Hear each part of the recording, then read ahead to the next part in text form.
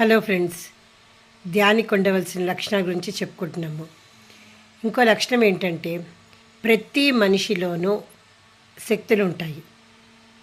తను ఏది కూడా చేతకానివాడి కాదు. ఎందుకంటే మనము తల్లి గర్భం నుంచి మొదలవుతుంది మనలో శక్తులు ఉన్నాయా లేదా అని తెలుసుకోవడానికి. 30,000 కోట్ల కన్నాలతో పోటీ పడి మనము మన తల్లి గర్భంలో మన స్థానాన్ని సంపాదించుకుని ఈ భూమి మీద జన్మ తీసుకున్నాము. అంటే మనం ఎంత మాత్రము ఆసక్తిరం కాదు. మనలో శక్తులు ఉన్నాయి, కానీ మనము ఈ ప్రాపంచిక విషయాల్లో పడిపోయి మనలోని శక్తిని మనమే మర్చిపోతున్నాం అన్నమాట. ఎలాగంటే ఇప్పుడు రాముడు సీతాదేవిని వెతకడానికి వెళ్తున్నప్పుడు లంకలో సీతాదేవి ఉందని తెలుసుకుని వారధి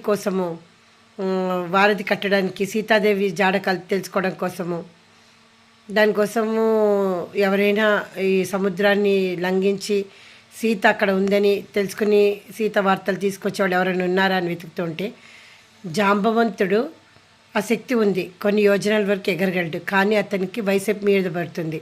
మిగతా వాళ్ళు ఎవ్వరు కూడా అంత దూరం వెళ్ళలేరు.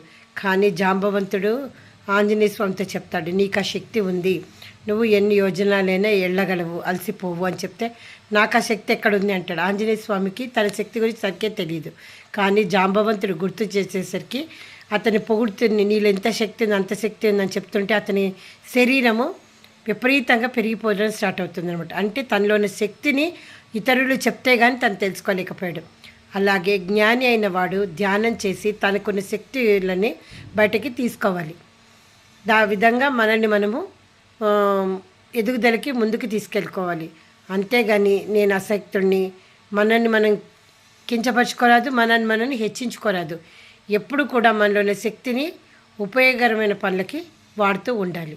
ఇది ధ్యానిలో ఉండవలసిన ఇంకొక లక్షణం.